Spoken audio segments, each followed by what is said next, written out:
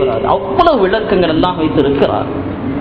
கண்ணியத்திற்குரிய அல்லாஹ்வின் அடியார்களே, அல்லாஹ் ஜல்ல சுப்ஹானஹு தஆலா குர்ஆனிலே கற்றுத் தருகின்ற ஒவ்வொரு வார்த்தை குறித்தும் நமக்கு சொல்லித் தருகிறார்கள். சூரத்துல் கஹ்ஃபிலே அல்லாஹ் பல்வேறு நிகழ்ச்சி, அந்த கஹ்ஃபில் வரக்கூடிய இளைஞர்கள் நிகழ்ச்சியை பற்றி எல்லாம் அல்லாஹ் குர்ஆன்ல சொல்லித் தர்றான். குர்ஆனிலே சொல்லித் தருகின்ற இறைவன் இந்த கஹ்ஃப் வாசிகளுக்கு ஒரு உதாரணத்தை அல்லாஹ் சொல்லுகின்றான். இந்த கஹ்ஃபிலே இருக்கக்கூடிய இளைஞர்கள் இறைநேசர்கள் எப்படிப்பட்டவர்கள்னா, 2 மனிதரை போன்றவர்கள். அந்த 2 மனிதர் யாரு? ஒருத்தர் அல்லாஹ்வை வணங்கக்கூடிய மனிதர், இன்னொரு மனிதர் இந்த உலக ஆசையோடு உலக பணத்தை, காசு பணத்தை, தோட்டங்களை, அவருக்குண்டான செல்வங்களை சேர்க்கக்கூடிய மனிதர். இது அல்லாஹ் எப்படி பிரித்து காட்டுகிறான்? குர்ஆனிலே நாம் பார்க்கிறோம், அல்லாஹ் ஒரு அலிஃபை வைத்து பிரித்து காட்டுகிறான். முஃமின் வேறு, காஃபிர் வேறு என்பதை குர்ஆனிலே சூரத்துல் கஹ்ஃபிலே நீங்கள் எடுத்து பாருங்கள். ஒரு அலிஃபிலே அல்லாஹ் ஒரு விளக்கத்தை நமக்கு கற்றுத் தருகிறான். இமாம்கள் எழுதுகின்றார்கள், சிறப்புகளையும் தருவான். இன்னொரு ஆயத்திலே அல்லாஹ் சொல்லுகின்றான், வயஸிதுக்கும் குவ்வத்தன் இலா குவ்வத்திக்கும், உங்களுக்கு அல்லாஹ் சக்தியை தரும். கஹ்ஃபுவாசிகளினுடைய அந்த வாலிபர்களுக்கு உதாரணம் என்ன? கஹ்ஃபுனுடைய அந்த வாலிபர்களை குறித்து சொல்லிவிட்டு அல்லாஹ் சொல்லி காட்டுகின்றான், அவர்களுக்கு 2 மனிதரை கொண்டு நீங்கள் உதாரணம் சொல்லுங்கள். ஒரு மனிதர் எப்படிப்பட்டவர்? ஜஅல்னா லிஅஹதிஹிமா ஜன்னத்தைன் மின் அனாபின் வகஃபஃப்னாஹுமா பினக்லின் வஜஅல்னா பைனஹுமா ஸர்ஆ, அவருக்கு பேரித்தமர தோட்டங்களை, திராட்சை பழ தோட்டங்களை எல்லாம் கொடுத்தோம். அந்த தோட்டத்திலே நாம் அவர்களுக்கு ஆறுகளை ஓடச் செய்தோம் என்று சொல்லிக் கொண்டே வருகிறான். இப்பொழுது இந்த காசு பணத்தை வைத்திருக்கின்ற மனிதன் முஸ்லீமாக இருக்கக்கூடிய அந்த மனிதனை பார்த்து சொல்லுகிறான், எந்த அடிப்படையிலே? இவன் என் சகோதரன், நான் வாழுகின்ற காலத்திலே வாழுகின்ற சகோதரன், என்னுடைய தோழன் என்கின்ற அடிப்படையிலே அவன் சொல்லுகின்றான். அல்லாஹ் குர்ஆனிலே சொல்லி காட்டுகிறான், வகான லஹு ஸமர் வகால லிஸாஹிபிஹி. இதுதான் இங்க முக்கியம்.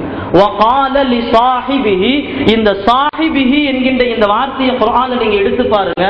இந்த சாஹிபிஹி என்பதற்கு சாவுக்கு பின்னால் அலிஃப் இருக்கணும், ஆனா அங்க அலிஃப் இல்ல. சாதுக்கு பின்னால் சாஹிபிஹி என்று சொல்ல வேண்டும் என்று சொன்னால் அலிஃப் இருக்கணும், அலிஃப் இல்ல. ஆனால் அங்க என்ன இருக்கிறது? கடா ஜபர் இருக்கிறது. விளக்கம் எழுதி தருகின்ற முஃபஸ்ஸிரீன்கள் எழுதுகின்றார்கள், ஏன் சாஹிபிஹி என்பதற்கு அந்த இடத்திலே அலிஃப் இல்லாமல் கடா ஜபர் வைக்கப்பட்டிருக்கிறது என்று சொன்னால், அந்த முஷ்ரிக் நினைத்துக் கொண்டு சொல்கிறான், சாதும் அலிஃபும் எப்படி சேர்ந்து இருக்கிறதோ நானும் நீயும் ஒன்னு என்கின்ற அடிப்படையிலே, நீ என்னுடைய தோழன் என்கின்ற அடிப்படையிலே, நீ முஸ்லீமாக இருந்தாலும் நான் காஃபிராக இருந்தாலும் 2 பேரும் ஒண்ணுங்கிற அடிப்படையில் அந்த காஃபிர் சொல்லுவதை அல்லாஹ் குர்ஆன்ல சொல்றான். அடுத்து அந்த முஸ்லிமான இளைஞன் சொல்லுகின்றதை அல்லாஹ் பின்னால் அப்படியே சொல்லி காட்டுகிறான். قال له صاحبه. இங்க பாருங்க, قال له صاحبه என்பதிலே என்ன இருக்கு? கடா ஜபர் இல்ல, இங்க அலிஃப் இருக்கு. இங்க அலிஃப் இருக்கு, கீழே இங்கே கடா ஜபர். நானும் நீயும் ஒன்னு என்று முஷ்ரிக் சொல்கின்றான். இங்கு முஸ்லிம் சொல்கின்றான், قال له صاحبه. சாதும் அலிஃபும் சேர்ந்து இருக்கிறது. என்ன விளக்கம்? நீ கடா ஜபரை வைத்து சொன்னாய் நீயும் நானும் ஒன்னு என்று. இப்பொழுது நான் அதை தூக்கிவிட்டு சொல்கிறேன், நானும் அலிஃபும் ஒன்றுதானே தவிர நீயும் நானும் ஒன்றல்ல, நீ வேறு நான் வேறு. இதுக்கு பல பக்கங்கள் விளக்கம் எழுதுறாங்க. சரியான முறையில் சொல்வதற்கு வார்த்தைகள் தெரியவில்லை, அதான் உண்மை. இந்த கடா ஜபருக்கும் அலிஃபுக்கும் மத்தியிலே அல்லாஹ் இப்படி ஒரு நுணுக்கத்தை, இப்படி ஒரு இலக்கிய செறிவை அல்லாஹ் குர்ஆனிலே சொல்லி இருக்கிறான் என்கிற விளக்கத்தை இமாம்கள் கற்றுத் தருகிறார்கள். இப்படி பல லட்சக்கணக்கான விஷயங்கள் குர்ஆனுடைய என்ன சொல்லுகிறது, அதன் கருத்தாளத்தை போய் பார்த்து அதனுடைய விஷயங்களை பார்த்து ஆய்வு செய்வதற்கு முன்பாக குர்ஆனிலே அல்லாஹ் சொல்லி இருக்கின்ற ஒவ்வொரு வார்த்தைகள், அல்லாஹ் ஏன் இப்படி சொல்லி இருக்கிறான், அல்லாஹ் ஏன் இங்கு சொல்லவில்லை என்கின்ற விளக்கத்திற்கு விளக்கம் எழுதுகின்ற முஃபஸ்ஸிரீன்கள் நமக்கு பல லட்சக்கணக்கான விளக்கங்களை, நுட்பத்தை எழுதி தருகின்றார்கள். உண்மையாகவே குர்ஆனை பெற்றிருக்கின்ற நாமெல்லாம் பாக்கியவான்கள். அல்லாஹ் ஜல்ல சுப்ஹானஹு தஆலா குர்ஆனிலே இப்படி பல்வேறு விதமான முஅஜிஸாக்கள் அடங்கிய ஆயத்துக்களை அல்லாஹ் சொல்லித் தருகின்றார். ஹஜ்ரத் நூஹ் அலைஹிஸ்ஸலாம், நூஹ் அலைஹிஸ்ஸலாம் கப்பல் வருது, தண்ணி வருது, எல்லாம் ஏறிட்டாங்க. மகனை பார்த்து சொல்றாங்க, மகனே கப்பல்ல ஏறு அப்படின்னு. மகன் சொல்லுகிறார், நான் கப்பல்ல ஏறல, மலைக்கு மேல ஏறி பாதுகாத்துக்கிறேன். அல்லாஹ் குர்ஆன்ல சஆவி இலா ஜபலின் யஅசுமினி, மலை மேல் ஏறிக்கொள்கிறேன், அந்த மலை என்னை பாதுகாக்கும் என்று மகன் சொல்லுகின்றார். இப்ப ஹஜ்ரத் நூஹ் அலைஹிஸ்ஸலாம் அவர்கள் அல்லாஹ்விடத்திலே கேட்கின்றார்கள், வநாதா நூஹ் ரப்பஹு ஃபகால ரப்பி இன்ன இப்னி மின் அஹ்லி, என் மகன் என் குடும்பத்தை சார்ந்தவர், நான் பெற்றெடுத்த மகன், அந்த மகனை நீ காப்பாற்றணும், எனக்கு நீ வழங்கி இருக்கின்ற வாக்குறுதியை நிறைவேற்று என்ற ஹஜ்ரத் நூஹ் அலைஹிஸ்ஸலாம் அவர்கள் அல்லாஹ்விடத்திலே துஆ செய்கிறார்கள். அல்லாஹ் திருப்பி பதில் சொல்றான், قال يا نوح انه ليس من اهلك, உங்க மகன் காஃபிர், உங்களுடைய குடும்பத்தை சார்ந்த பிள்ளை அல்ல அவர், அவன் இந்த காஃபிர்களோடு சேர்ந்து அழிய வேண்டியவன். அப்படியே தொடர்ந்து ஆயத்திலே அப்படியே வருகிறது. அல்லாஹ் கடைசியில் ஹஜ்ரத் நூஹ் அலைஹிஸ்ஸலாம் அவர்களை பார்த்து சொல்கிறான், ஃபலா தஸ்அல்னி மா லைஸ லக பிஹி இல்ம், ஃபலா தஸ்அல்னி, என்னிடத்துல நீங்க இதுக்கு மேல கேட்காதீங்க, விட்டுருங்க நூஹே, உங்க மகன் குறித்து என்ற முறையிட வேணாம். இந்த ஃபலா தஸ்அல்னி என்கின்ற வார்த்தையில நூனுக்கு பின்பாக அரபி இலக்கண பிரகாரம் ஏ இருக்கணும், ஆனா இங்கு ஏ இல்ல குர்ஆன்ல. ஃபலா தஸ்அல்னி அல்லாஹ் முடிச்சிட்டான். இதே வார்த்தை ஹஜ்ரத் மூசா அலைஹிஸ்ஸலாம் அவர்களுக்கும் ஹித்ர் அலைஹிஸ்ஸலாம் அவர்களுக்கு மத்தியிலே நடக்கின்ற உரையாடல். அது கொஞ்சம் நகைச்சுவையாவே இருக்கும். மூசா அலைஹிஸ்ஸலாம் போவாங்க, அதுல ஹித்ர் அலைஹிஸ்ஸலாம் சொல்லுவாங்க, நான் எது செஞ்சாலும் ஏன் செய்யறேன்னு கேட்கக்கூடாது, அமைதியா வந்துகிட்டே இருக்கணும், கடைசியில் விளக்கத்தை சொல்வேன். ஒவ்வொரு காரியமும் செய்யறப்ப மூசா அலைஹிஸ்ஸலாம் முந்திட்டு கேட்பாங்க, ஏன் இந்த காரியத்தை நீங்க ஏன் செஞ்சீங்க, கப்பலையும் ஓட்ட போட்டீங்க கேட்பாங்க ஹஜ்ரத் மூசா அலைஹிஸ்ஸலாம். நமக்கு தெரிந்த நிகழ்வு சுருக்கமாக சொல்கின்றேன். ஹஜ்ரத் ஹித்ர் அலைஹிஸ்ஸலாம் உங்களுக்கு தெரியாது, நான் ஏற்கனவே சொன்னலாம், நம்ம ரெண்டு பேருக்கு ஒத்து வராது, நீங்க போங்கன்னு கேட்கணும்ல. ஹஜ்ரத் மூசா அலைஹிஸ்ஸலாம் சொன்னாங்க, இல்ல நான் இதுக்கப்புறம் எதுவும் கேட்க மாட்டேன், அமைதியா இருந்துட்டு என்னை விட்டுருங்க, உங்க கூட வர்றேன், எனக்கு ஞானத்தை மட்டும் கற்றுக் கொடுத்தா போய் எதுவும் கேட்க மாட்டேன். போயிட்டே இருப்பாங்க, கிராமத்துல அந்த பையனை கொலை செஞ்சிருவாங்க. மூசா அலைஹிஸ்ஸலாம் கேட்பாங்க, ஏங்க நல்லா போயிட்டு இந்த பையனை பிடிச்சி நீங்க கொலை செஞ்சீங்க, ஏன் செஞ்சீங்கன்னு கேட்டாலும் திட்டுறீங்க, காரணமும் சொல்ல மாட்டேங்கிறீங்க. ஹித்ர் அலைஹிஸ்ஸலாம் சொல்லுவாங்க, என்கிட்ட எதுவும் கேட்கக்கூடாது, நான் கடைசியில தான் விளக்கத்தை சொல்லுவேன், ஆரம்பத்திலே சொல்லிட்டு எதுவும் கேட்கக்கூடாது. மூசா அலைஹிஸ்ஸலாம் பொறுக்க முடியல, இப்படி நம்ம கண் முன்னாடி இவ்வளவு கொடுமையெல்லாம் நடந்துகிட்டு இருக்கு, கேட்டாலும் திட்டுறாங்க, போகணும்னு சொல்றாங்க, என்ன உடனே சொல்லி மூசா அலைஹிஸ்ஸலாம் அமைதியாகவே இருக்கிறாங்க. அப்படி வருது ஹஜ்ரத் மூசா அலைஹிஸ்ஸலாம் அவர்கள் அந்த சுவரை தூக்கி நிப்பாட்டுறாங்க. மூசா அலைஹிஸ்ஸலாம் கேட்கறாங்க, இந்த பயலுக தான் நமக்கு சாப்பாடு கேட்டா சாப்பாடு தர மாட்டேன்டாங்க, அந்த ஊர்ல செவுரு விழுந்தா என்ன, வீடு இடிஞ்சு விழுந்தா என்ன, அதையே நீங்க போய் தூக்கி வச்சுக்கிட்டு இருக்கீங்க. இது நிகழ்ச்சி அப்படியே வருது. பல கேள்விகளை கேட்கிறாங்க. யாரு? ஹஜ்ரத் மூசா அலைஹிஸ்ஸலாம் ஹித்ர் அலைஹிஸ்ஸலாம் இடத்தில் கேட்கிறார்கள். அந்த நிகழ்ச்சி, அந்த ஆயத்தை அல்லாஹ் குர்ஆன்ல அப்படி சொல்லி காட்டுகிறான், قال فإن اتبعتني فلا تسألني, நீங்க என்னை பின்பற்றுவதாக இருந்தால் فلا تسألني عن شيء حتى أحدث لك منه ذكرا, நான் சொல்லுகின்ற வரைக்கும், அந்த ஞானத்தை நீங்கள் கேட்கின்ற வரைக்கும் நீங்க பொறுமையா தான் இருக்கணும். فلا تسألني, என்னிடத்திலே நீங்கள் கேட்டுக்கொண்டே இருக்க வேண்டாம். இந்த فلا تسألني என்கின்ற இந்த வார்த்தையிலே குர்ஆனை எடுத்து பாருங்கள், நூனுக்கு பின்பாக ஏ இருக்கும். ஆனால் அங்கே ஹஜ்ரத் நூஹ் அலைஹிஸ்ஸலாம் அவர்கள் கேட்டபோது அல்லாஹ் சொல்கின்றான், فلا تسألني ما ليس به علم, நபியே நூஹை, உங்களுக்கு அது குறித்த இல்ம் இல்லாத விஷயத்தை என்னிடத்தில் கேட்காதீங்க. அந்த ஃபலா தஸ்அல்னில நூனுக்கு பின்பாக ஏ இல்ல, இந்த ஃபலா தஸ்அல்னில நூனுக்கு பின்பாக ஏ இருக்கு. விளக்கம் எழுதுகின்ற முஃபஸ்ஸிரீன்கள் எழுதுகின்றார்கள், அங்க நூஹ் அலைஹிஸ்ஸலாம் கேட்ட கேள்வி ஒன்னே ஒண்ணுதான், இறைவா மகனை காப்பாத்து, கேட்ட கேள்வி ஒன்னே ஒண்ணு. ஆனால் அல்லாஹ் சொல்லி காட்டுகின்றான் மிக சுருக்கமாக ஃபலா தஸ்அல்னி, எனவே அந்த நூனிலே ஏ இல்லை. இங்க மூசா அலைஹிஸ்ஸலாம் விட்ட கேள்வி கேட்டுக்கிட்டே இருப்பாங்க, எனவே அல்லாஹ் சொல்கிறான் ஃபலா தஸ்அல்னி, நூஹே இது மூசாவே போதும், இதுக்கு மேல நீங்க கேள்வியே கேட்க வேணாம். விளக்கம் எழுதுகின்றார்கள், இந்த ஏவை அல்லாஹ் ஏன் சேர்த்திருக்கிறான் இந்த ஃபலா தஸ்அல்னி என்கின்ற வார்த்தைக்கு பின்பாக நூஹ் அலைஹிஸ்ஸலாம் அவர்கள் திரும்ப திரும்ப திரும்ப திரும்ப கேட்டுக்கொண்டே இருப்பார்கள். எனவே இதற்கு மேல் ஒன்றும் கேட்கக்கூடாது என்பதை அல்லாஹ் ஒரு கண்டிப்போடு சொல்வதற்காக வேண்டி இந்த நூனுக்கு பின்னால் யாவை சேர்த்து அல்லாஹ் வைத்திருக்கிறான் என்கிற விளக்கத்தை சொல்லித் தருகிறார். குர்ஆனுடைய அற்புதம், குர்ஆனுடைய முஅஜிஸா என்பது இப்படி சின்ன சின்ன விஷயங்கள், சின்ன சின்ன வார்த்தைகளிலே பார்த்துக் கொள்ளலாம். ஒரு உச்சகட்டமான விளக்கத்தை, நம்முடைய அறிவு சிந்திக்காத ஞானத்தை எல்லாம் விளக்கத்தை குர்ஆனுடைய வார்த்தைகளிலே இறைவன் சொல்லித் தருகின்ற விளக்கத்தை நமக்கு இமாம்கள் சொல்லித் தருகிறார்கள். கண்ணியத்திற்குரிய அல்லாஹ் ஒவ்வொரு வார்த்தை, எத்தனையோ வார்த்தை, லஅனத் என்கின்ற வார்த்தை குறித்து பேசுகிறார்கள் இமாம்கள், ரஹ்மத் என்கின்ற வார்த்தை குறித்து பேசுகிறார்கள்.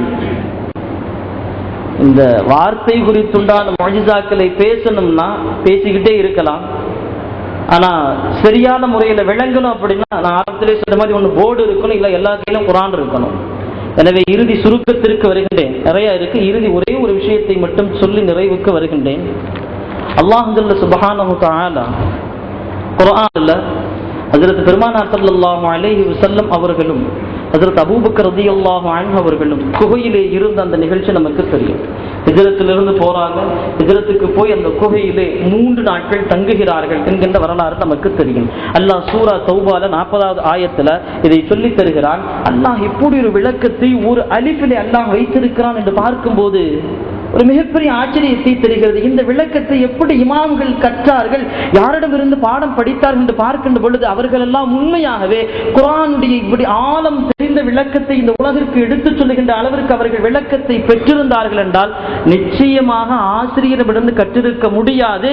அல்லாஹ் ஆசிரியனாக இருந்து அவர்களெல்லாம் இறைவனின் நேசர்களாக இருந்து அல்லாஹ் இல்ஹாமின் மூலமாக கற்றுக் கொடுத்த ஞானமாக மட்டும்தான் இருக்கணும். ஒரு ஆசிரியரிடமிருந்து கற்றுக் கொடுக்கக்கூடிய ஞானம் அல்ல இது. இந்த ஒரே ஒரு ஆயத்தை மட்டும் சொல்லி நிறைவுக்கு வருகிறேன். ஹஜ்ரத் அபூபக்கர் ரலியல்லாஹு அன்ஹு அவர்கள் பயத்தோடு இருக்கிறாங்க.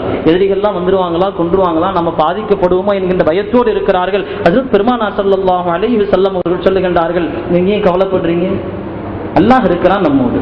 அல்லாஹ் அந்த ஆயத்தை குர்ஆனிலே சொல்லி காட்டுகின்றான். சானியத்னைனி இதுஹுமா ஃபில் காரி, 2 பேரும் யாரு, ஹஜ்ரத் அபூபக்கர் ரலியல்லாஹு அன்ஹு அவர்களும் ஹஜ்ரத் பெருமானார் ஸல்லல்லாஹு அலைஹி வஸல்லம் அவர்களும் குகையிலே இருந்தார்கள்.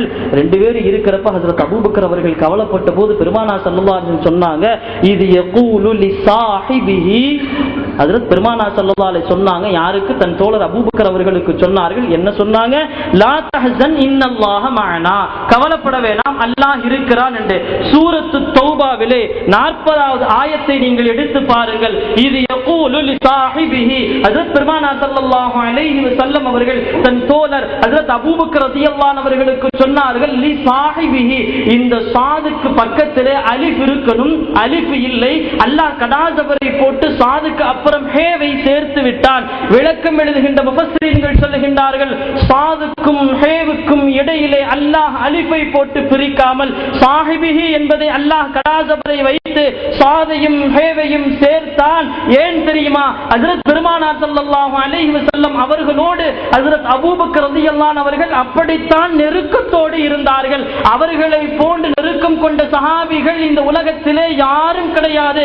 பெருமானாருக்கு மிக பிடித்த மனிதர் இந்த உலகத்திலே ஹஜ்ரத் அபூபக்கர் ரலியல்லாஹு அன்ஹு அவர்கள். இஸ்லாத்திற்கு வந்த முதல் மனிதர் ஹஜ்ரத் அபூபக்கர் ரலியல்லாஹு அன்ஹு அவர்கள். மிஅராஜிற்கு போய் வந்த செய்தியை சொன்னபோது உண்மைப்படுத்திய முதல் நபர் ஹஜ்ரத் அபூபக்கர் ரலியல்லாஹு அன்ஹு அவர்கள். இஸ்லாத்திற்காக வேண்டி எல்லா மனிதர்களையும் அழைக்கின்ற போது எல்லா மனிதர்களுக்கும் ஒரு தயக்கம் இருந்தது.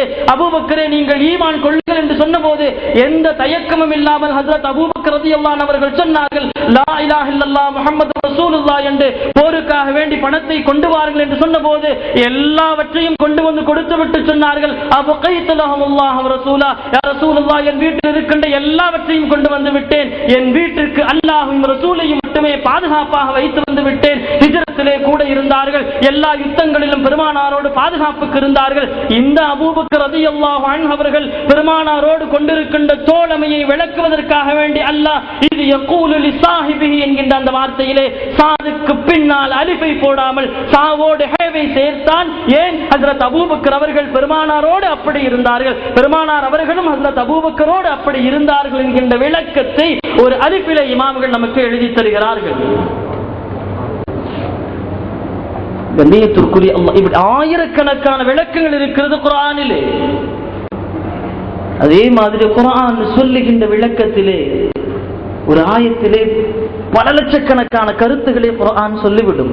ஒரு 19ஆம் நூற்றாண்டிலே அமெரிக்காவிலே நடந்த ஒரு நிகழ்ச்சி. மக்காவினுடைய மிகப்பெரிய முஃப்தி இமாம் கைலான் ரஹ்மத்துல்லாஹி அலைஹி அவர்கள் நம்முடைய பாக்கியாத்து சாலிஹாத்தினுடைய நிறுவனர் அன்னல் அஅலா ஹஜ்ரத்தினுடைய ஆசிரியர், பேராசிரியர் கைலான் ரஹ்மத்துல்லாஹி அலைஹி அவர்களுடைய அந்த வரலாற்றில் எழுதப்படுகின்ற நிகழ்ச்சி. அவங்களுக்கும் அமெரிக்காவினுடைய மிகப்பெரிய மொழியியல் துறை சார்ந்த ஆராய்ச்சியாளர் 2 பேத்துக்கு ரொம்ப நட்பு. அமெரிக்காவினுடைய அந்த கிறிஸ்டின் மொழி குறித்துண்டான பல்வேறு ஆராய்ச்சிகளை செய்திருக்கின்ற அவர் இந்த குர்ஆனுடைய அரபி மொழி குறித்தும் ஆராய்ச்சி செய்கின்றார். யதார்த்தமா 2 பேரும் நண்பர்கள், 2 பேரும் சந்திச்சுக்கிறாங்க. இமாம் கைலான் ரஹ்மத்துல்லாஹி அலைஹி அவர்களும் அந்த கிறிஸ்துவரும். கேட்கிறாரு, நீங்க குர்ஆன் மிகப்பெரிய முஅஜிஸான்னு சொல்றீங்களே, இந்த மிகப்பெரிய முஅஜிஸா என்பதை எனக்கு நீங்கள் நிரூபிக்க முடியுமா அப்படின்னு இமாம் கைலான் ரஹ்மத்துல்லாஹி சொன்னாங்க, நிச்சயமா, ரொம்பலாம் சிந்திக்க வேண்டாம், சிம்பிளா சிந்திக்கலாம். என்ன, ரெண்டு பேரும் யோசிக்கிறாங்க, நரகம் பெரியது, நரகம் பெருசு. இந்த நரகம் பெருசுங்கிறத உங்களுடைய மொழியில எத்தனை வாக்கியங்கள் நீங்க அமைக்க முடியும்? ஆனால் சொல்லப்படுகின்ற அந்த வாக்கியம் கேட்கக்கூடிய நபருக்கு ஈர்ப்பாக இருக்கணும். அதே மாதிரி நரகம் எவ்வளவு பெருசு என்பதை விளக்கக்கூடிய வகையிலும் இருக்க வேண்டும். இவர் ஒரு வாரமா உட்கார்ந்து 20 சென்டென்ஸ் எழுதினார். 20 சென்டென்ஸ் எழுதினார். என்ன சென்டென்ஸ்? நரகம் இருக்கிறது, இந்த உலகத்தில் இருக்கக்கூடிய ஜின்களையும் மனிதர்களையும் போட்டாலும் அது 10 என்று எழுதுகிறார். நரகத்தினுடைய அளவு நம்முடைய சிந்தனைக்கு அப்பாற்பட்டதுன்னு எழுதுகிறார். நரகம் எப்படிப்பட்டது என்று சொல்வதற்கு வார்த்தையே இல்லை என்று இப்படி 20 வாசகங்களை எழுதுகிறார். இமாம் கைலான் ரஹ்மத்துல்லாஹி அலைஹி சொன்னாங்க, நீங்க 20 வார்த்தையில நீங்க நரகத்தினுடைய சைஸ் என்ன, அது எவ்வளவு பெருசு அப்படின்னு கேட்டு உங்களிடத்துல நான் கேட்டேன். நீங்க 20 வாசகங்களை கொண்டு வந்தீர்கள். அது எல்லாமே யதார்த்தமா இருந்துச்சு, கேட்கக்கூடிய நபர்களுக்கு சுவாரஸ்யமாக இல்லை. ஆனால் அல்லாஹ் குர்ஆனிலே நரகம் எவ்வளவு பெருசு என்பதை கேட்கக்கூடிய நபர்களுக்கு சுவாரஸ்யமாகவும் இருக்கிறது. அதே சமயத்திலே நரகம் எவ்வளவு பெரியது என்பதை அல்லாஹ் இலக்கண நயத்தோடு, அரபி மொழியின் இலக்கண அந்த செறிப்போடு அல்லாஹ் சொல்லி காட்டுகின்றான். இமாமுனா கைலான் ரஹ்மத்துல்லாஹி அலைஹி அவர்கள் இப்பொழுது குர்ஆனிலே நமக்கெல்லாம் தெரிந்த அந்த ஆயத்தை ஓதி காட்டுகின்றார்கள். யௌம லகூலு லிஜஹன்னம், நாளை கியாமத்திலே எல்லா மனிதர்களையும் நரகத்திற்கு அனுப்பியதற்கு பின்பாக இறைவனாக நான் கேட்பேன். அல்லாஹ் சொல்லுகின்றான், நரகத்திடத்திலே நான் கேட்பேன், நரகமே ஹலிம் தலஅதி, வயிறு நிரம்பிருச்சா உனக்கு? அல்லாஹ் கேட்கின்றான் நரகத்தை பார்த்து, ஹலிம் தலஅதி, வயிறு நிரம்பி விட்டதா என்று அல்லாஹ் கேட்கின்றான். திரும்ப நரகம் அல்லாஹ்விடத்திலே பதில் சொல்கின்றது, வ தகூலு ஹல் மின் மஸீத், இறைவா இத்தனை கோடி லட்சம் மனிதர்களை போட்டிருக்கிறாய், இன்னும் தீரவில்லை, இன்னும் வேணும் என்று கேட்கும். அல்லாஹ் இந்த இலக்கண நயத்திலே நரகத்திற்கு பசி தீரவில்லை என்று சொல்லுகின்ற அந்த வார்த்தையிலே அல்லாஹ் இன்னொன்றையும் சொல்கிறான், நரகம் அவ்வளவு பெரியது என்று. இமாம் கைலான் ரஹ்மத்துல்லாஹி சொன்னாங்க, இது எப்படி இருக்கு குர்ஆன்ல? ஹல் மின் மஸீத், நரகம் கேட்டது இன்னும் தேவை, இறைவா இன்னும் இருக்கிறதா என்று கேட்டது. இதுதான் குர்ஆனுடைய இலக்கண செறிவு. இப்படி 1000 வசனங்களை குர்ஆனிலே நாம் சொல்ல முடியும். அல்லாஹ் ஒரே ஒரு வார்த்தையிலே அல்லது ஒரு வசனத்திலே அல்லாஹ் பல லட்சக்கணக்கான கிதாபுகள் விளக்கம் எழுதுகின்ற ஞானத்தை அல்லாஹ் குர்ஆனிலே வைத்திருக்கிறான். குர்ஆன் இலக்கிய நயத்தோடு விட்ட சவாலை இன்று வரைக்கும் செய்வதற்கு யாருக்கும் தைரியம் வரவில்லை. யாரும் செய்துவிட முடியாது. ஒரு ஆயத்தை கொண்டு வாங்க, முடியல. 10 ஆயத்து முடியல. இன்ன ஆயத்தானாவை போல ஒரு சூரா முடியல. ஒரு அத்தியாயத்தை கொண்டு வாருங்கள், முடியல. குர்ஆன் விட்ட இலக்கிய சவாலை இன்று வரைக்கும் செய்வதற்கு யாருக்கும் துணிவில்லை என்பதை விட யாரும் செய்யக்கூடிய அளவிற்கு அறிவில்லை. காரணம், குர்ஆன் பெருமானார் அவர்களுடைய மொழி அல்ல, அது அல்லாஹ்வுடைய மொழி, அது அல்லாஹ்வுடைய மொழி. எனவே குர்ஆனை வெல்வதற்கு யாருக்கும் தைரியம் இல்லை, குர்ஆனை வீழ்த்துவதற்கு யாருக்கும் சக்தி இல்லை. குர்ஆனை வெல்ல வேண்டும், வீழ்த்த வேண்டும் என்று முன்னெடுத்து வந்த அத்துணை நபர்களும் வீழ்ந்தார்கள். ஆனால் குர்ஆனை ஆய்வு செய்ததால் வெற்றி விட்டார்கள், வந்தார்கள் தீனுக்குள்ளே. லா இலாஹ இல்லல்லாஹ் முஹம்மதுர் ரசூலுல்லாஹ் என்று உலக வரலாற்றில் யாரெல்லாம் குர்ஆனை குறை காண வேண்டும் என்று முற்பட்டார்களோ அத்துணை நபர்களும் இஸ்லாத்திற்கு வந்தார்கள் என்பது வரலாறு. வல்ல அல்லாஹ் ஜல்ல சுப்ஹானஹு தஆலா குர்ஆனை ஆராய்ச்சி செய்கின்ற மாற்று மனித நபர்களுக்கு இஸ்லாத்தை தருகிறார் என்று சொன்னால், குர்ஆனை பாரம்பரியமாக தாங்கி இருக்கின்ற நாம் எல்லாம் குர்ஆனை மிகச்சரியாக ஆய்வு செய்து குர்ஆனை அதனுடைய விளக்கத்தை அறிந்து கொள்வதற்காக வேண்டி ஆர்வத்தோடு முனைப்போடு உள் சென்று ஆராய்ச்சி செய்தால் நிச்சயமாக இந்த உலகத்திலே நம்மை வீழ்த்துவதற்கு யாரும் இல்லை, நம்மை தோற்கடிப்பதற்கு யாரும் இல்லை. எப்படி அந்த குறை காண வேண்டும் என்கின்ற நோக்கத்தோடு மாற்று மதத்தவர்கள் உள்ளே வந்து வெற்றி பெற்றார்களோ, குர்ஆனை அதே நோக்கிலே அவர்களை போன்று ஆராய்ச்சி செய்தால் நிச்சயம் இஸ்லாமியர்கள் இந்த உலகத்திலே வெற்றி பெறுவார்கள், பெரும்பான்மை மிக்க சமுதாயமாக இருப்பார்கள் என்பதிலே எந்த விதமான சந்தேகமும் இல்லை.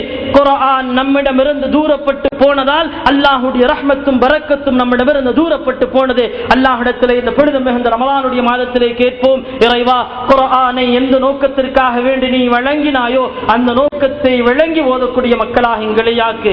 அந்த குர்ஆனுடைய விளக்கத்தை, அதனுடைய ஆன்மீக அர்த்தத்தை, ஆழத்தை, நுட்பத்தை தெரிந்து அமல் செய்யக்கூடிய மக்களாக எங்கள் அனைவரையும், எங்கள் குடும்பத்தையும், ஒட்டுமொத்த இஸ்லாமிய சமூகத்தையும் இறைவா நீ ஆக்கியருள் என்ற நல்ல துஆவோடு நிறைவு செய்கின்றேன். வஆகிரு தஅவானா அல்ஹம்துலில்லாஹி ரப்பில் ஆலமீன். அஸ்ஸலாமு அலைக்கும். யாதைக்கு முரித்தான அல்லாஹ்வின் நல்லடியார்களே, சகோதரர்களே, அல்லாஹ் ஜல்ல சுப்ஹானஹு தஆலா நமக்கு வழங்கி இருக்கின்ற இந்த குர்ஆன் எல்லா விதத்திலும் முஅஜிஸாவாக அற்புதமாக இருக்கிறது என்பதை நாம் பார்த்தோம். அதனுடைய ஒவ்வொரு எழுத்துக்களிலும் இறைவன் பல அற்புதங்களை வைத்திருக்கிறார். குர்ஆனின் ஒவ்வொரு ஹரக்கத்திலும் அல்லாஹ் பல அற்புதங்களை வைத்திருக்கிறார். அதையெல்லாம் தாண்டி குர்ஆனிலே நாம் பார்க்கின்ற ஒவ்வொரு நுக்தா, ஒவ்வொரு புள்ளிக்கும் பல அர்த்தங்களை அல்லாஹ் வைத்திருப்பதாக இமாம்கள் நமக்கு சொல்லித் தருகிறார்கள்.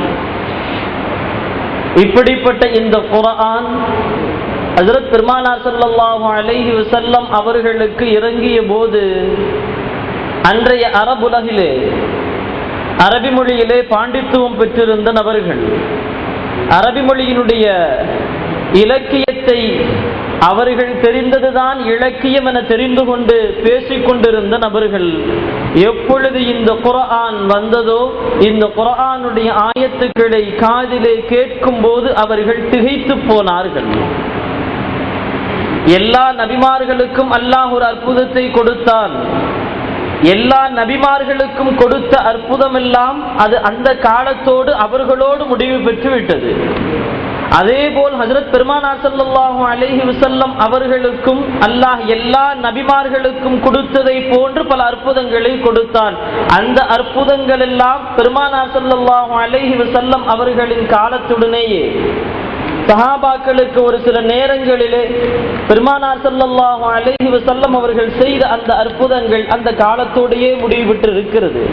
பல்வேறு விதமான அற்புதங்கள் நமக்கு தெரியும். பெருமானார் ஸல்லல்லாஹு அலைஹி வஸல்லம் அவர்கள் நிலவை பிளந்ததிலிருந்து அவர்களின் மூலமாக வெளிப்பட்ட பல்வேறு அற்புதங்கள். ஹஜ்ரத் அப்துல்லா பின் அதீக் ரலியல்லாஹு அன்ஹு அவர்கள் போரிலே அவர்களுடைய கால் உடைந்து பெருமானாரிடத்திலே வருகிறார்கள். நமக்கெல்லாம் தெரியும். வந்தவுடனே பெருமானார் ஸல்லல்லாஹு அலைஹி வஸல்லம் அவர்கள் உடைந்த காலை நேராக வைத்து மேலே கையை வைத்து தடவுகிறார்கள். ஹதீஸிலே எழுதப்படுகின்ற வார்த்தை, இதற்கு முன்பாக அந்த கால் சற்று வலியோடு இருந்தது, இதற்கு பின்பாக எனக்கு அந்த உணர்வே இல்லை. காரணம், பெருமானாரினுடைய கைப்பட்ட பரக்கத்து. ஹஜ்ரத் அபூ கதாதா ரலியல்லாஹு அன்ஹு அவர்கள் ஒரு யுத்த களத்திலிருந்து திரும்புகின்றார்கள். எந்த நிலையிலே? அவர்களின் கண்ணில் ஈட்டி பாய்ந்து கண்ணின் கருவிழி வெளியே தொங்கிக் கொண்டிருக்கிறது. இப்பொழுது சஹாபாக்கள் எல்லாம் சொல்லுகிறார்கள், நாம் அதை அறுத்து எடுத்து விடுவோம். கருவிழி தொங்குகிறது, அறுத்து எடுத்து விடுவோம். இந்த செய்தி பெருமானார் ஸல்லல்லாஹு அலைஹி வஸல்லம் அவர்களுக்கு சொல்லப்படுகிறது. அழைத்தார்கள், கதாதாவை கூப்பிடுங்கள்.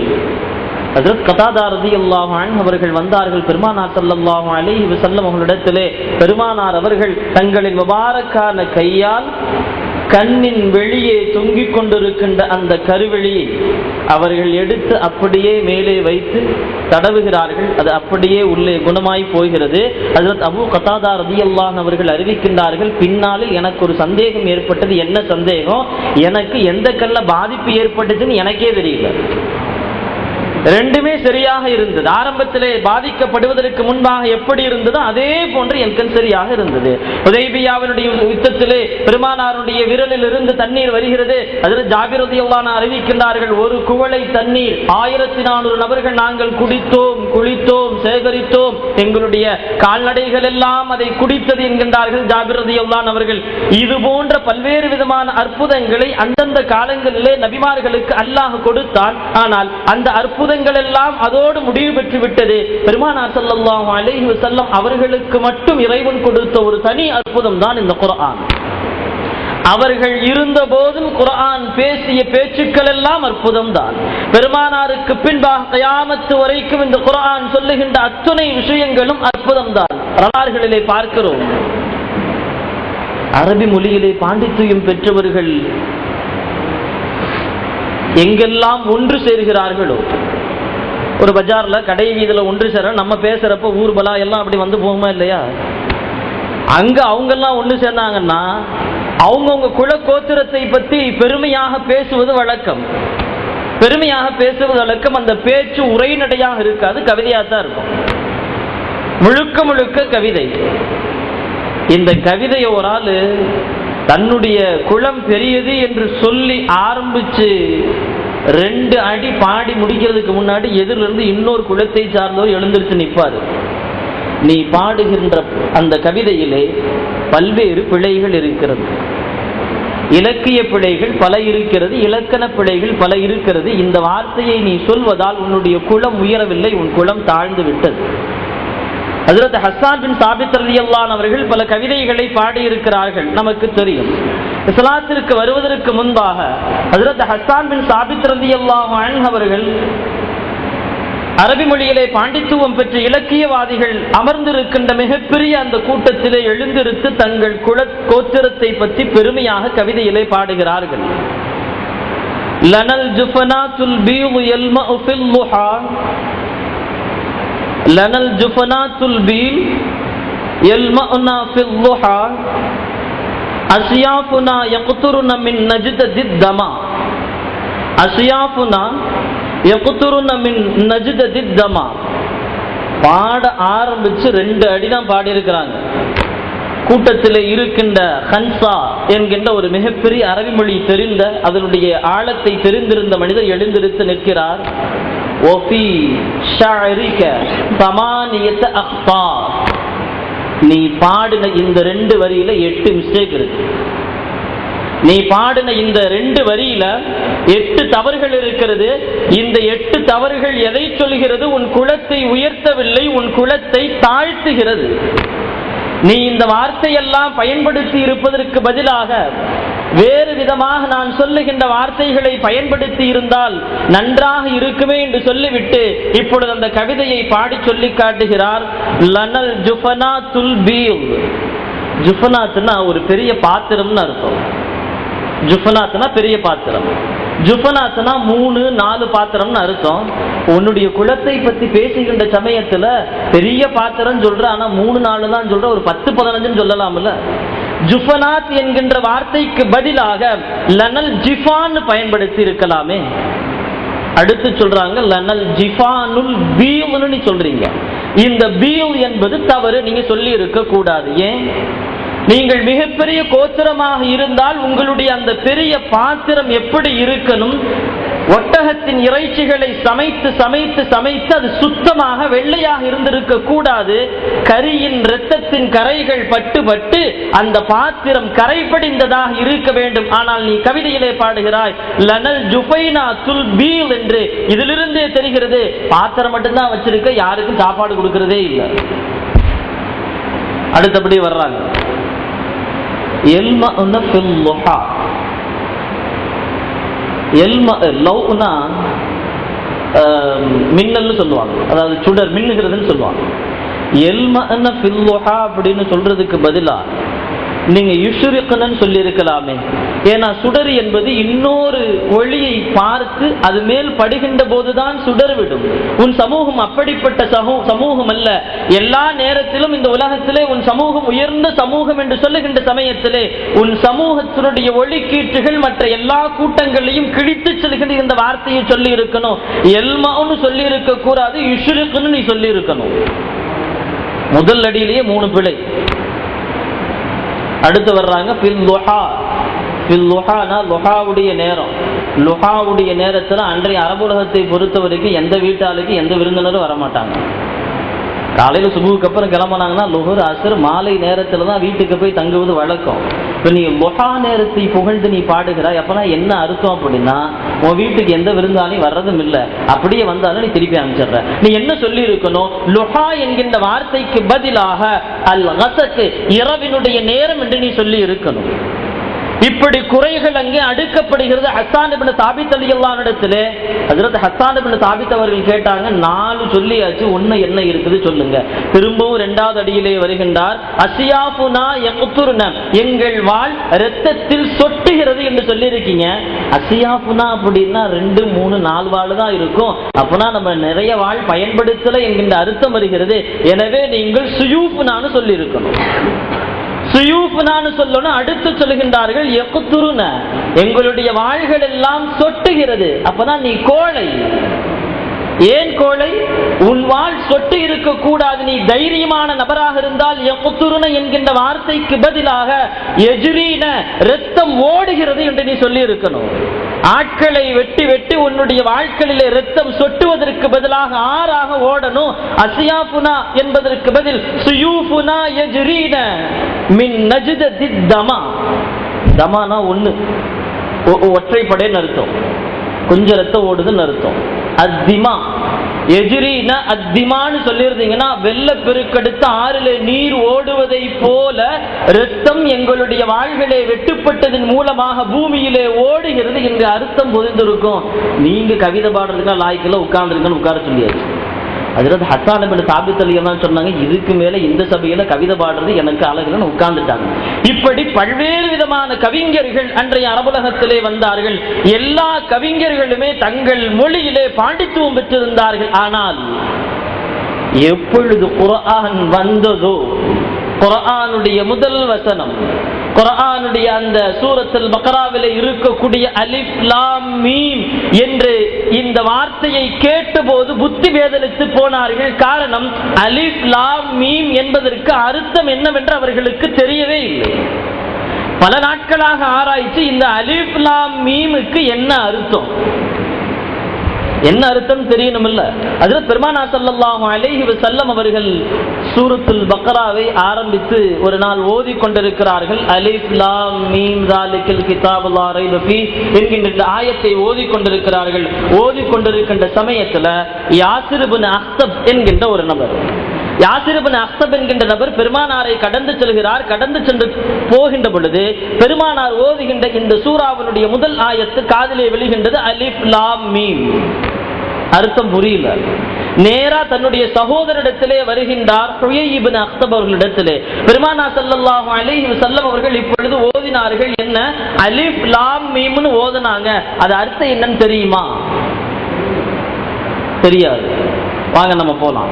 பெருமானாரிடத்துல 2 பேரும் வர்றாங்க, வந்து கேட்கிறாங்க, என்னுடைய சகோதரர் சொன்னார், நீங்க அலிஃப் லாம் மீம்னு ஓதுனீங்களாமே, அதற்கு என்ன அர்த்தம்னு தெரியுமா? பெருமானார் ஸல்லல்லாஹு அலைஹி வஸல்லம் சொன்னாங்க, அல்லாஹ்வுக்கு தெரியும். அலிஃப் லாம் மீம்ங்கிறது அல்லாஹ்வுக்கு தெரியும். பெருமானார் ஸல்லல்லாஹு அலைஹி வஸல்லம் அவர்கள் அதோடு வார்த்தையை முடித்துக் கொண்டார்கள். இந்த ஹுயை இப்னு அக்ஸப் தன்னுடைய கூட்டத்திற்கு வந்ததற்கு பின்பாக சொல்லுகிறார், அலிஃப் லாம் மீமுக்கு அர்த்தம் முடியாது தெரியாம இருக்கிறீங்க. அலிஃப் லாம் மீம்னா என்ன அர்த்தம் தெரியுமா? ஒண்ணும் இல்ல, பெருமானார் அவர்கள் 70 ஆண்டுகள் தான் இந்த உலகத்துல இருப்பாங்க அப்படிங்கிறது அதை அறிவிக்குது. அமர்ந்து வந்தவங்களுக்கு ஒன்றும் புரியல. எப்படி சொல்றீங்க? நம்ம இந்த பிஸ்மில்லாஹிர் ரஹ்மானிர் ரஹீம் 786 எழுதுறோமா இல்லையா? அந்த மாதிரி அரபியிலே அபுஜத் கணக்குன்னு சொல்லுவாங்க. ஒவ்வொரு எழுத்துக்களுக்கும் ஒரு நம்பர் இருக்கு. பிஸ்மில்லாஹிர் ரஹ்மானிர் ரஹீம் அந்த கூட்டுத்தொகை தான் 786, நமக்கு தெரியும். இப்ப ஒரு விளக்குறாரு, அலிஃப் லாம் மீம்னா என்ன?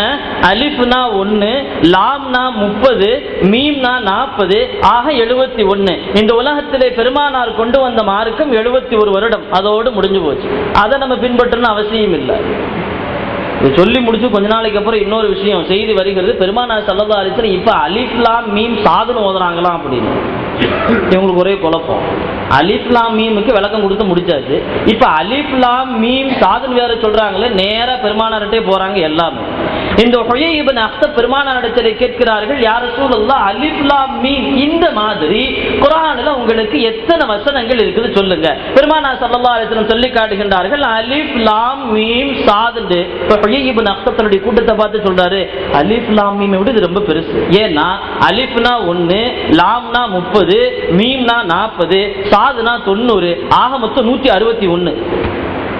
இவர் கூட்டி முடிக்கிறதுக்கு முடிச்ச உடனே பெருமானார் சொன்னாங்க, அலிஃப் லாம் ரா அப்படின்னாங்க. அடுத்து சொன்னாங்க அலிஃப் லாம் ரா.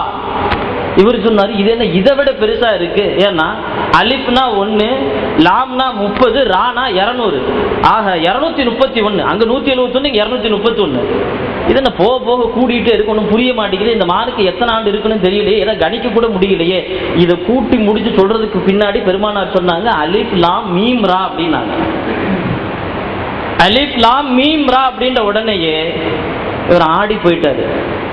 231 முடிஞ்சுன்னு பார்த்தா இது மேல வந்துகிட்டே இருக்கு. அலிஃப்னா 1, லாம்னா 30, மீம்னா 40, ரேனா 200, ஆக 271 வந்துருச்சு. அங்க 231, இங்க 271 வந்துருச்சு. ஒண்ணுமே புரியல. சொல்லிட்டு தன்னுடைய கூட்டத்தை பார்க்க இப்னு அக்தப் அவர்கள் சொல்லுகின்றார்கள், இந்த பெருமானார் ஸல்லல்லாஹு அலைஹி வஸல்லம் அவர்கள் கொண்டு வந்திருக்கிற எத்தனை அந்த ஆயத்துக்கள் அதெல்லாம் இல்ல, இந்த அலிஃப் லாம் மீம் மாதிரி இருக்கக்கூடிய அந்த ஆயத்து கூட அர்த்தம் தெரியாம நம்ம இருக்கிறோம், எனக்கு விளக்கம் தெரியல, வாங்க வீட்டுக்கு போயிடலாம். நேரா வீட்டுக்கு வந்தாச்சு. வீட்டுக்கு வந்ததுக்கு அப்புறம் தம்பி கேட்டாரு, ஏன்னா நீ வாட்டுக்கு ஏதாவது விளக்கம் சொல்லுவேன்னு சொல்லி உன்னை நம்பி கூட்டு போனா நீ என்னை கேவலப்படுத்திட்டு விளக்கமே தெரியல அப்படின்னு. இப்ப நீ சொன்னதை வச்சு எனக்கு என்ன தெரியுமா விளக்கம் வருது? பெருமானார் ஸல்லல்லாஹு அலைஹி வஸல்லம் ஓதி காட்டினாங்க, அலிஃப் லாம் மீம் ஸாத் அலிஃப் லாம் ரா அலிஃப் லாம் மீம் ரான்னு ஓதி காமிச்சாங்கல்ல. இதுல வரக்கூடிய ஒட்டுமொத்த எண்ணிக்கைகளை கூட்டி பார்த்தோம்னா எவ்வளவு வருது? 732ன்னு வருது. 71, 161, 231, 271, கூட்டுத்தொகை 732 வருது. இப்ப எனக்கு என்ன தெரியுதுன்னா, பெருமானார் ஸல்லல்லாஹு அலைஹி வஸல்லம் அவர்கள் இந்த உலகத்துல அவருடைய தீனை 732 காலம் இருப்பாங்க, தீன் இந்த 732 ஆண்டு இந்த உலகத்துல இருக்கும் என்கிற விளக்கம் எனக்கு வருகிறது அப்படின்னாங்க. இப்படி பல்வேறு விதமான விளக்கங்களை அறிய முற்பட்ட இந்த நபர்கள் எல்லாம் பின்னாடி இஸ்லாத்திற்குள் வர்றாங்க. காரணம் என்ன தெரியுமா? அரபி மொழிகளை அவ்வளவு தெரிந்திருந்த போதிலும் கூட ஒரு அலிஃப் லாம் மீம் என்கின்ற அந்த 3 எழுத்துக்களுக்கு விளக்கம் தெரியாமல் திகைத்து போனார்கள். கியாமத் வரைக்கும் உள்ள முஅஜிஸா குர்ஆனின் விளக்கத்தை எழுதி தருகின்ற முஃபஸ்ஸிரீன்கள் ஆயிரக்கணக்கான தஃப்சீர்கள் இருக்கிறது. எல்லா இமாம்களும் இன்று வரைக்கும் தஃப்சீரிலே எழுதுகின்ற விளக்கம் அலிஃப் லாம் மீம், இந்த விளக்கம் அல்லாஹ்விற்கு மட்டும் தான் தெரியும். அலிஃப் லாம் ரா இது அல்லாஹ்விற்கு மட்டும் தான் தெரியும். உலகம் இருக்கின்ற வரைக்கும் இந்த விளக்கத்தை அல்லாஹ் அவன் வசமே வைத்திருக்கிறான். காரணம் இது குர்ஆனுடைய மிகப்பெரிய முஅஜிஸா. கண்ணியத்திற்குரிய அல்லாஹ்வுடையார்களே, குர்ஆனை போன்று கொண்டு வர வேண்டும் என்கின்ற அந்த சூழ்ச்சியை பல நாட்களாக செய்கிறார்கள்.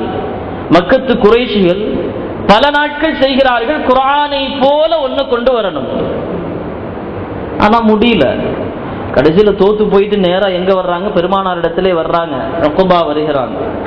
அந்த பெருமானார் இடத்துல, உங்களை எதுலையாலும் நாங்க ஜெயிக்க முடியல, எங்களை பிரிச்சுட்டீங்க, உங்களுக்கு என்ன வேணாலும் நாங்க தர்றோம் அப்படி. பெருமானார் ஸல்லல்லாஹு அலைஹி வஸல்லம் அவர்கள் ஒண்ணுமே சொல்லல, அமைதியா இருந்துட்டாங்க. அல்லாஹ் குர்ஆன்ல சொல்லி காட்டுகிறான், நீங்கள் வஜாஹித் பிஹில் குஃபார ஜிஹாதன் கபீரா. இந்த காஃபிர்களிடத்திலே பெருமானாரே நீங்க எப்படி சண்டை போடணும், வாளை தூக்கி கத்தி எடுத்து போர்ல சண்டை போடணும் அவசியமே இல்லை. குர்ஆனை கொண்டே நீங்க ஜிஹாத் செய்யலாம். இந்த குர்ஆனை கொண்டு மட்டுமே நீங்கள் ஜிஹாத் செய்யலாம். இப்ப உக்பா வந்து போனதுக்கு அப்புறம் ஒவ்வொருத்தரா வர்றாங்க, ஒவ்வொரு தலைவரா வர்றாங்க. பெருமானார் இடத்துல ரிக்வெஸ்ட் பண்ணி, எதுக்கு? குர்ஆனை விட்டுறணும், தீனை விட்டுறணும், இந்த ரெண்டு இருக்கக்கூடாது, என்ன கேட்டாலும் நாங்க தர்றோம். வலீது வருகின்றான். பெருமானார் இடத்துல வந்து பெருமானார் ஸல்லல்லாஹு அலைஹி வஸல்லம் பக்கத்துல அமர்ந்து விட்டு வலீது கேட்கின்றான். எல்லா விஷயத்தையும் சொல்லி முடிச்சுட்டு கடைசியில பெருமானார் ஸல்லல்லாஹு அலைஹி வஸல்லம் அவர்களே, துரீதுல் மால, துட்டு காசு எது வேணுமா, எவ்வளவு வேணாலும் தர்றோம். எங்கள் குலத்திலே இருக்கக்கூடிய கோடிக்கணக்கான பொருள்களை கொடுத்து எங்கள் இந்த நாம் வாழுகின்ற நாட்டிலே ஒரு மிகப்பெரிய முதல் பணக்காரராக உங்களை நாங்கள் ஆக்கி வைக்கிறோம், வேணுமா? சொல்லதான் சொன்னாங்க, அல்ல எனக்கு காசெல்லாம் வேணாம். துரீதுல் முல்க, அரசாட்சி வேணுமா? எங்களுக்கு எங்களின் மீது நீங்க தலைவராக இருக்க வேண்டும் என்று ஆசைப்படுகிறீர்கள், அப்படி நாங்கள் உங்களை தலைவராக ஆக்கியிருக்கிறோம். நீங்கள் தலைவராக வந்ததற்கு பின்பாக நீங்கள் சொல்லுகின்ற எந்த காரியத்தையும் நாங்கள் மீறமாட்டோம், நீங்கள் சொல்லுகின்ற அந்த கட்டளையை மட்டுமே நாங்கள் செய்வோம் என்ற போது ஸல்லல்லாஹு சொன்னாங்க, அல்லா எனக்கு அரசாட்சி வேணாம், தலைவர் பதவி எனக்கு வேணாம்.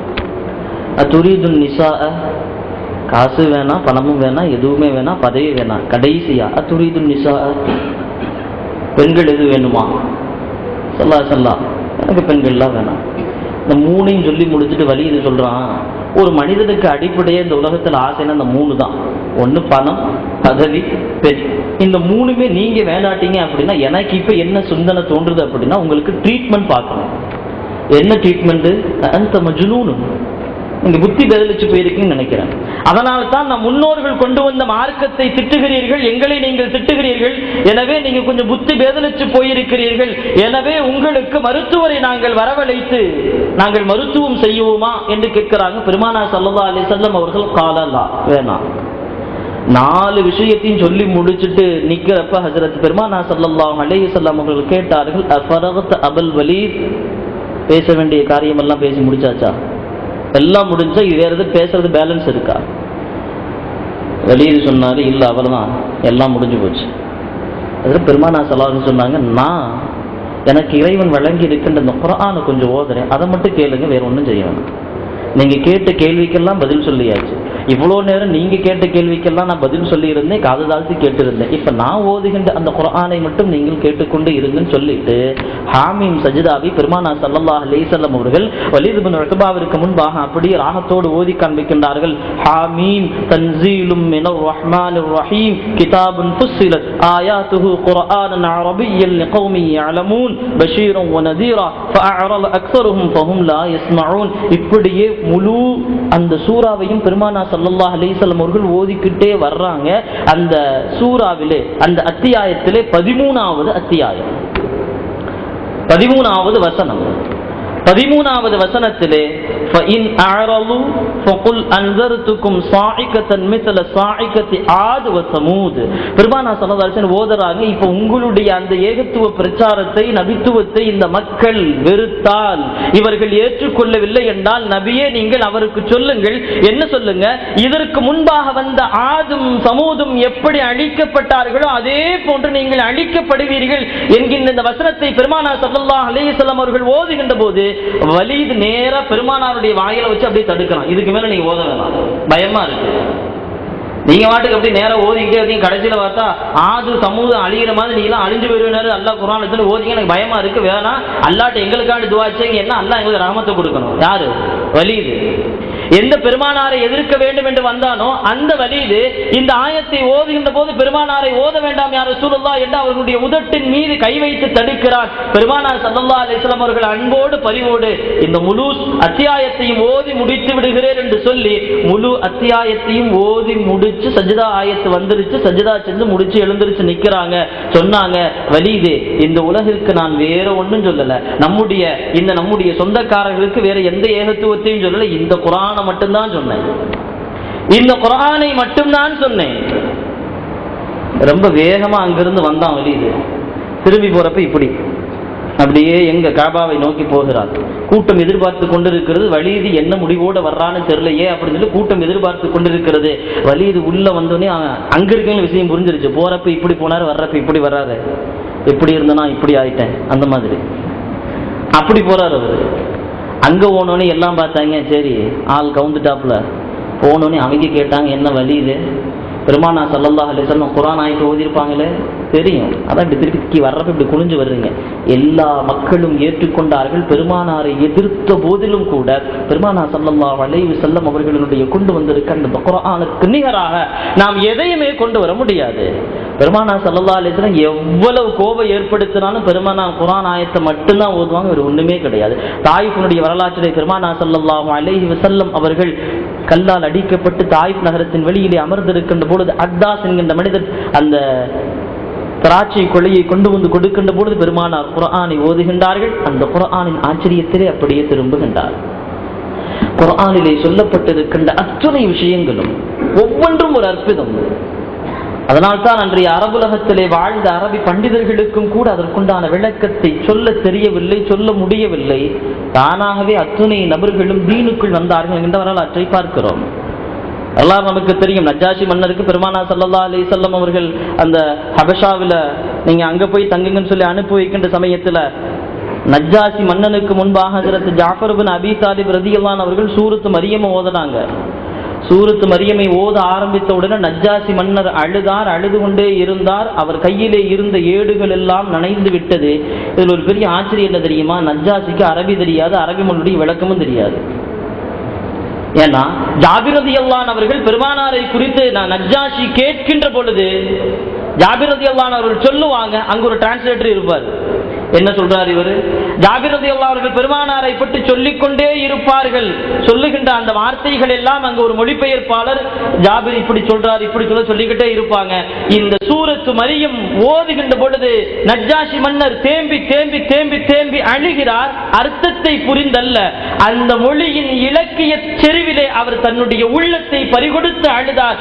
வந்த மக்காவின் எதிரிகளிடத்திலே சொன்னார், இது போன்ற இந்த வசனங்கள் எல்லாம், இது போன்ற இந்த பேச்சுக்கள் எல்லாம் மனிதனால் உருவாக்கப்பட்ட கவிதைகள் அல்ல, அல்லாஹ் நபிமார்களுக்கு வழங்குகின்ற மிகப்பெரிய அற்புதம். இதே போன்ற வசனங்களை அல்லாஹ் எங்களுடைய நபியான ஈசா அலைஹிஸ்ஸலாம் அவர்களுக்கு கொடுத்திருக்கிறான். இப்பொழுது பெருமானார் அவர்களுக்கும் அல்லாஹ் கொடுத்திருக்கிறான்.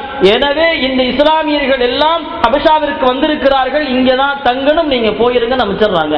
பெருமானார் ஸல்லல்லாஹு அலைஹி வஸல்லம் அவர்கள் இதே போன்று ஹுதைபியாவிற்கு முன்பாக ஹிருக்கல் மன்னனுக்கு ஒரு கடிதத்தை எழுதுகின்றார்கள். கடிதத்தை வாசிக்கின்ற மனிதனுக்கு ஒண்ணுமே புரியல, ஹிருக்கலுக்கு ஒண்ணுமே புரியல, என்ன எழுதியிருக்குன்னே தெரியல. உடனே சொல்லுகின்றார், அரபுலகத்திலே அரபி மொழியிலே பாண்டித்துவம் பெற்ற ஒரு நபரை கூப்பிட்டு வாங்க. அழைத்து விடப்படுகிறார்கள் ஹஜ்ரத் அபூ சுஃபியான் ரலியல்லாஹு அன்ஹு அவர்கள். அந்த நிப்பாட்டி கேட்கிறாங்க, அந்த கடிதத்தை குடிப்பதற்கு முன்னாடி ஹஜ்ரத் அபூ சுஃபியான் ரலியல்லாஹு அன்ஹு அவர்களிடத்திலே ஹிருக்கல் மன்னன் கேட்டார், பெருமானார் ஸல்லல்லாஹு அலைஹி வஸல்லம் எப்படிப்பட்டவங்க, அவங்க இதுக்கு முன்னாடி வேற ஏதாவது பொய் சொல்லியிருக்காங்களா என்று பெருமானாருடைய குணாதிசயங்கள் குறித்து சொல்லி முடிச்சுட்டு கடைசியில் இந்த கடிதத்தை ஹிருக்கல் மன்னர் ஹஜ்ரத் அபூ சுஃபியான் ரலியல்லாஹு அன்ஹு இடத்திலே கொடுக்கிறார். ஹிருக்கல் மன்னர் முன்னாடி ஹஜ்ரத் அபூ சுஃபியான் ரலியல்லாஹு அன்ஹு அவர்கள் இந்த கடிதத்தை அப்படியே வாசிக்கிறாங்க. என்ன, மின் முஹம்மது பின் அப்துல்லாஹ் ரசூலுல்லாஹி ஸல்லல்லாஹு அலைஹி வஸல்லம் இலல் ஹிருக்கல். இந்த கடிதத்தை அப்படியே வாசித்துக் கொண்டே வருகிறார்கள். அதில் ஒரு வார்த்தை வருகிறது, அஸ்லிம் தஸ்லிம், அஸ்லிம் தஸ்லிம், நீங்கள் தீனை ஏற்றுக்கொள்ளுங்கள், இஸ்லாத்திற்குள் நீங்கள் வாருங்கள்.